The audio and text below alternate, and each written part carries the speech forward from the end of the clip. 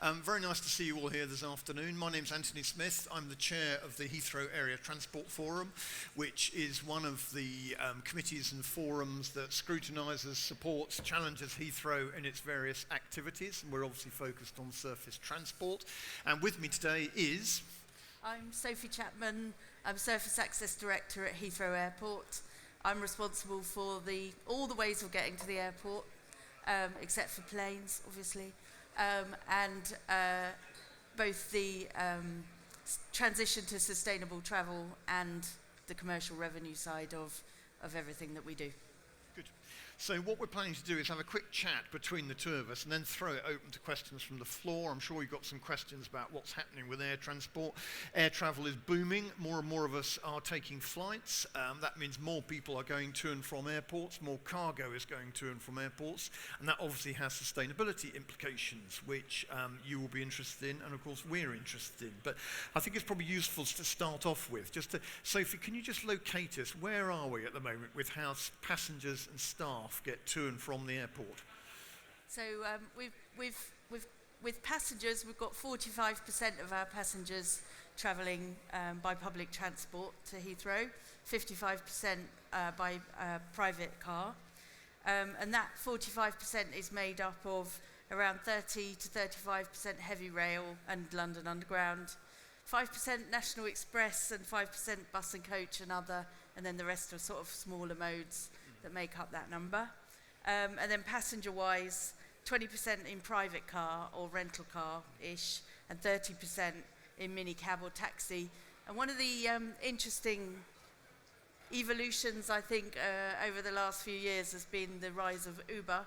So Uber takes up well over 50% of that mode share of private hire and taxi. Then colleagues, we don't measure in exactly the same way, but we have recently done a colleague travel survey where we surveyed 11,000 colleagues across what we call Team Heathrow, which is not just people who work directly for Heathrow Airport Limited, but people that work for across the airport, of which there are around 80,000. So we managed to talk to about 11,000 of those, and we've established that 52% of those drive to work on their own in a single occupancy vehicle, which, whilst not ideal, is a great improvement on our baseline. And what's been the impact of the Elizabeth line? So we've seen an increase in the overall heavy rail share, probably 3 to 4%. So there's been a growth in the overall use of heavy rail, but it has taken from some other modes as well. And where do those targets, including air quality, come from? So those targets were set in 2022. Yeah. So we had to do a bit of a reset following various events, one of which was that the expansion program that we were working on before had come to an end during COVID. And COVID itself had actually changed behaviours, as we all know, and encouraged people who are much more comfortable to be on their own in a private car. So we kind of had to re-baseline. So we set those targets with those things in mind, but whilst also maintaining the trajectory towards the targets that are set out in the airport's national policy statement. And the other one that we could talk about is air quality and surface access carbon emissions. And that target is to reduce by 2030 by 49% against the 2019 baseline. And that is more aligned with Heathrow's net zero strategy, sustainability strategy. But the air quality stuff's all within the context of what you're responsible, what you can have some influence on, isn't it? Because obviously outside the airport, outside the perimeter, people are doing what they want to do, but it's what the airport can control. And so at the moment, you're meeting the targets. Since when? So we had a great year in 2024 where we hit the 45% mode share for public transport.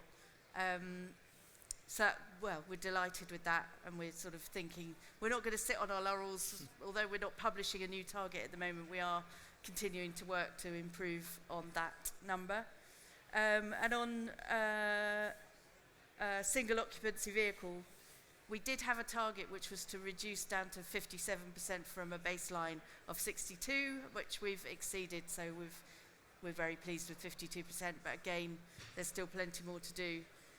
And in particular, with that topic, we have done a lot of things to, we've subsidised bus routes, we've planned where we need to put bus routes in based on where colleagues are and what the public transport provision is for those colleagues. So we've invested in that to build the network, particularly to the west of the airport where we don't have such a good network. Yeah. And we also provide subsidised for discounts. We provide discounts on Heathrow Express and on the Elizabeth line for Heathrow Airport colleagues. Yes, because that's one of the, since becoming chair, one of the things that's impressed me is you are putting your money where your mouth is. We do put a lot of money in, so several millions a year without giving away too much confidential information. And what about accessibility? There's an increasing emphasis on all transport modes being accessible.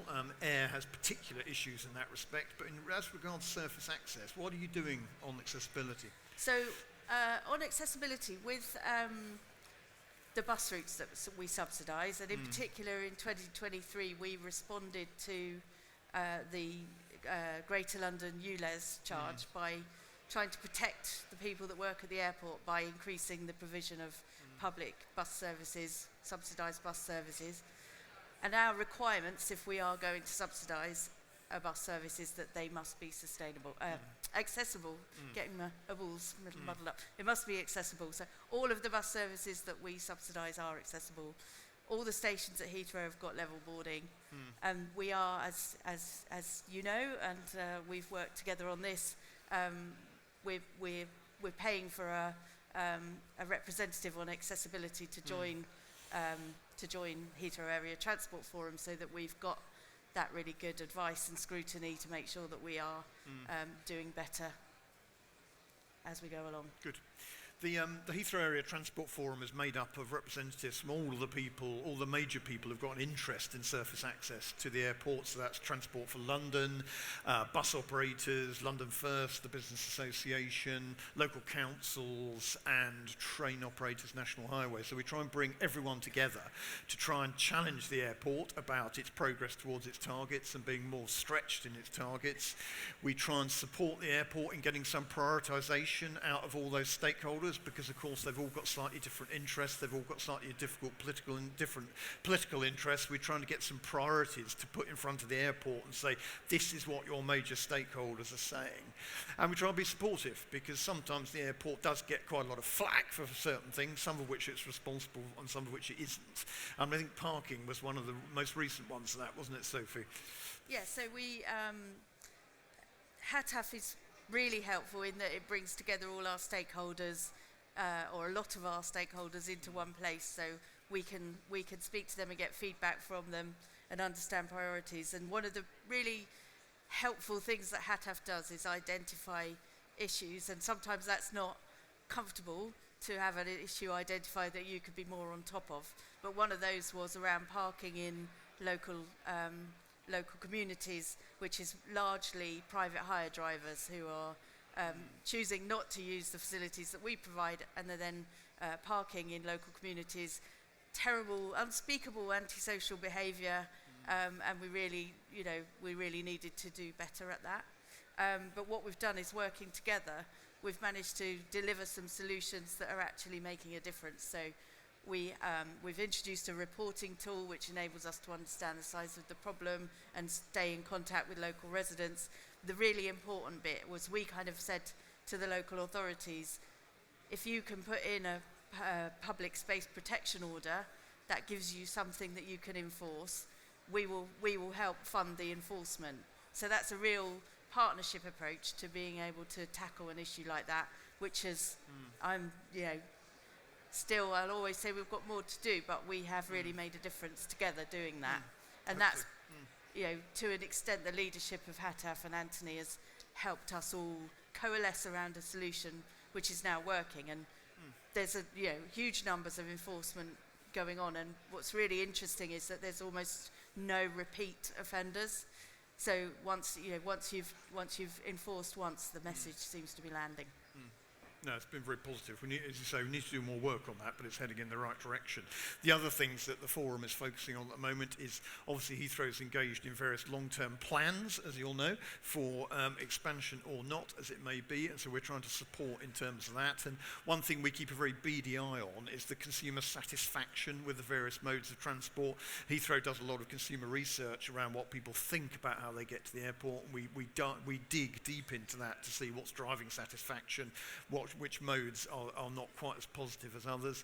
Then thirdly, we're trying to focus more on bus and coach services, where there's potential for some improvements in the short term. Heathrow's done some very good work. The bus operators, TfL, have done very good work in that area, but we need to keep pushing on that. So those are the three priorities at the moment. But Sophie, obviously everybody's interested in the moment about potentially the airport getting busier, should we put it like that? What's happening? So, well, you'll have all seen what's happened in the media. So Rachel Reeves has said that she supports a third runway. Thomas Wolby kind of did his response to that and said that we will submit proposals in the summer. That's what we're working on. And there's not a huge amount more I could say about it at the moment, I'm afraid. No. But we're working hard in the background.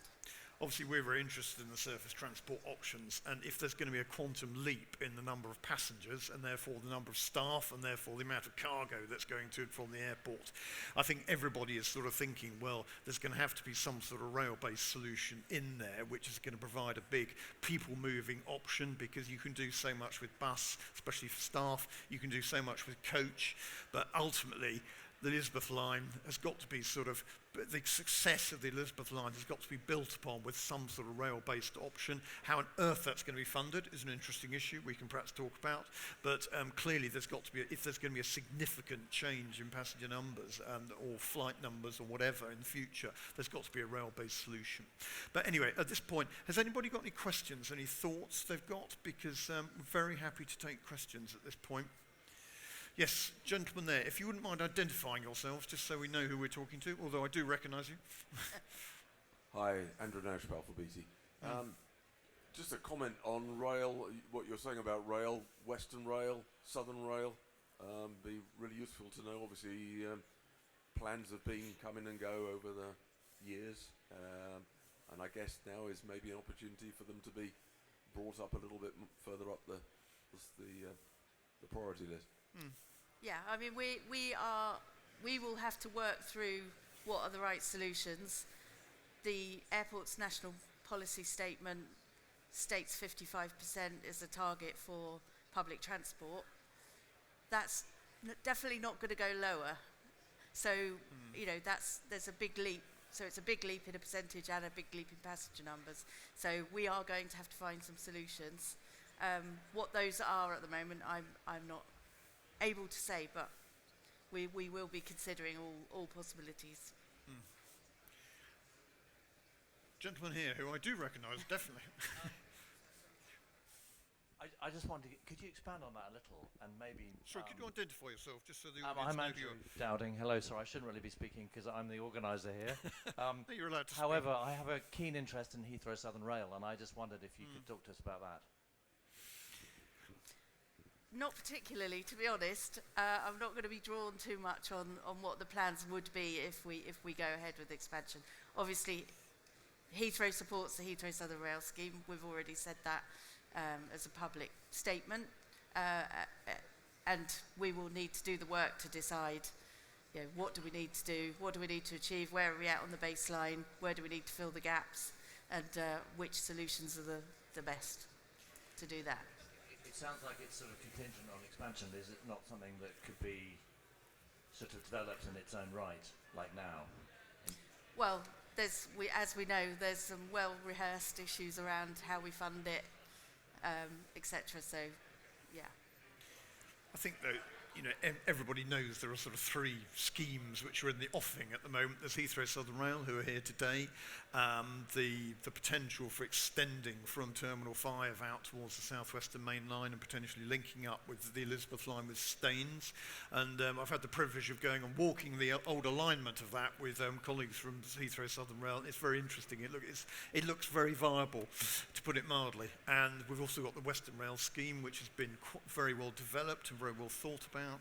So, I mean, there are options on the table which are quite worked up, but as Sophie says, the jigsaw of funding, political imperatives and operational imperatives of the rest of the railway have to be taken account of. But in my mind, as the chair of the Heathrow Area Transport Forum, there has to be a step change. You can't do this, just with bus and with coach alone. You can do a lot, but you cannot get that sort of step change, clear offering for people that rail can provide, and which the Elizabeth line has really blazed the trail for. Lady there. Hi, I'm Lucy Millier from Mott MacDonald. My question is around colleague travel, and it's really great to hear that you've already surpassed your target for single occupancy vehicle use. But I wondered, kind of in the short term, in advance of any kind of potential expansion, what other things you might be doing now to kind of push on that even further? I mean, you talked a lot about kind of carrot incentives around improvements to bus and kind of act travel and things like that. But what about kind of some of the sticks around maybe parking and things like that? So colleague parking is an extremely emotive issue. No immediate plans, I would say, to try and tackle that, to be honest. But it is clearly a stick that could be available. One area where I think we could do better, we could do significantly better, is on car share. And so you can use parking as an incentive, as a benefit for people who car share, by making sure that they get the most convenient parking spaces and so on. We've got a great car share scheme that is open to people across the airport. I don't think we've probably done enough to promote that and to get people to use it.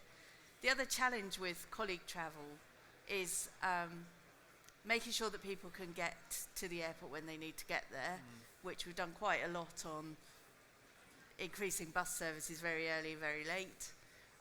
The other thing is really about communication, because it's really complicated. Like the messaging that we have around all the different bus routes they are, what the different prices are on them, the kind of tickets you could get. It's super complicated. We do a lot. We have a campaign called Way to Go, which is targeted at colleagues. But I think there's still more that we could get at there. The forum's been doing a lot of work in digging around in colleague travel, and the survey that Sophie mentioned really updates all the data, because without the data you can't, you don't know what you're starting with.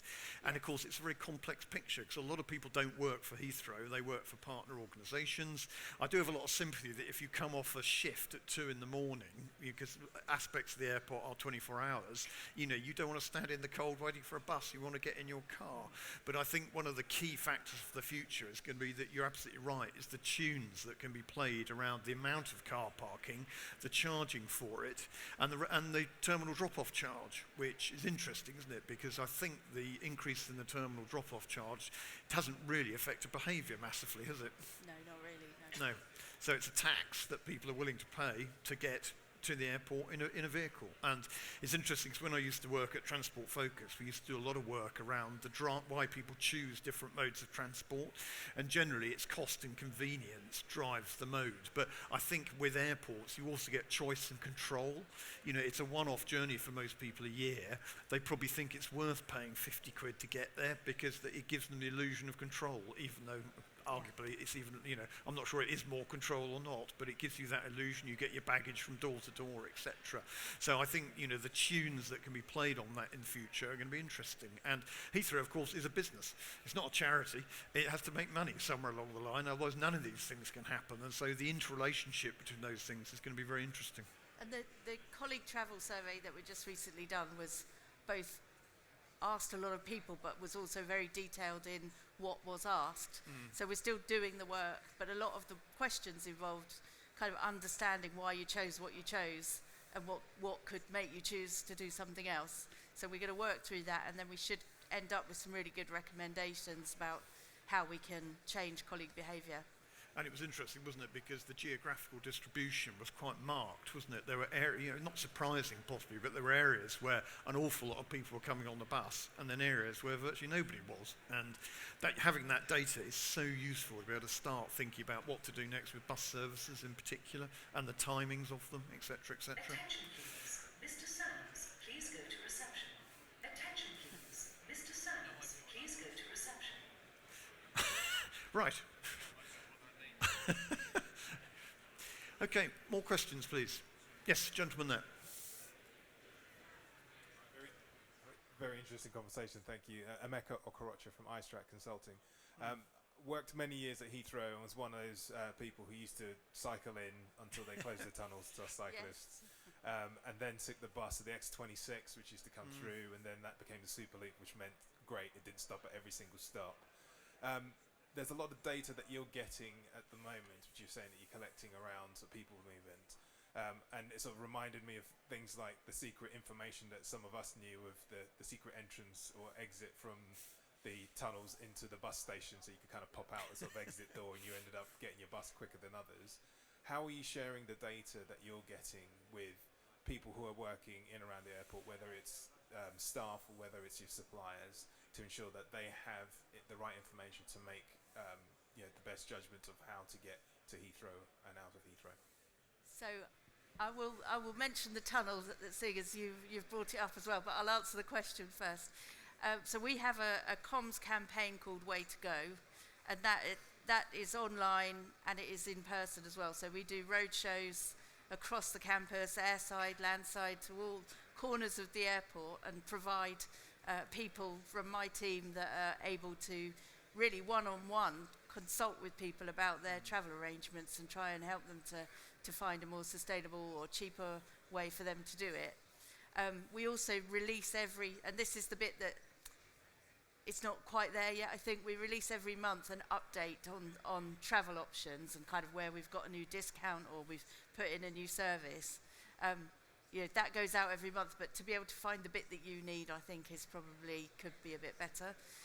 But we do a lot to try and make the information available, but I think changing behaviour is difficult, and people, particularly colleagues, are driven by very much convenience, speed and price. So we need to get all of that right, and we need to make sure they know about it. Yeah. On the subject of the tunnel, so the main tunnel, which for those that aren't in the know, there's one main tunnel that goes from the north of the airport into the central terminal area. You used to be able to cycle through it. It's now, the cycle routes have now been closed for several years because the tunnel needs to be refurbished, and the sideboards are being used to contain the equipment for the refurbishment. So as soon as the refurbishment is finished, we've got a separate capital project running alongside, which will put in the safe entryways and things to the tunnel and the cycling routes either side, and then eventually one day we'll be able to cycle through the tunnel again.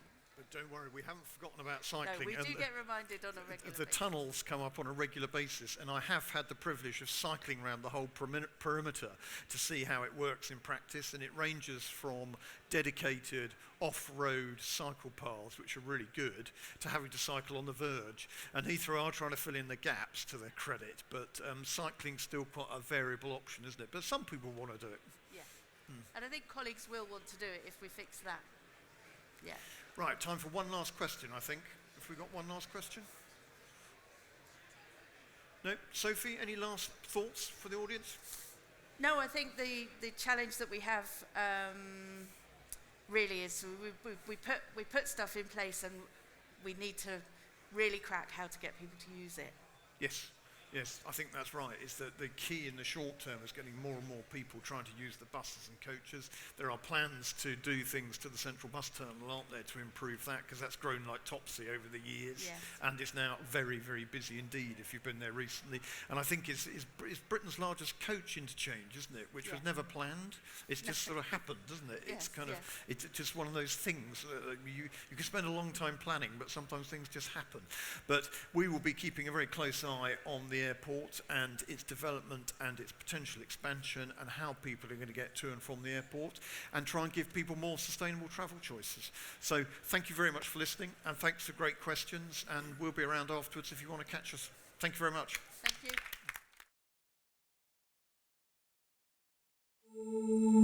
you.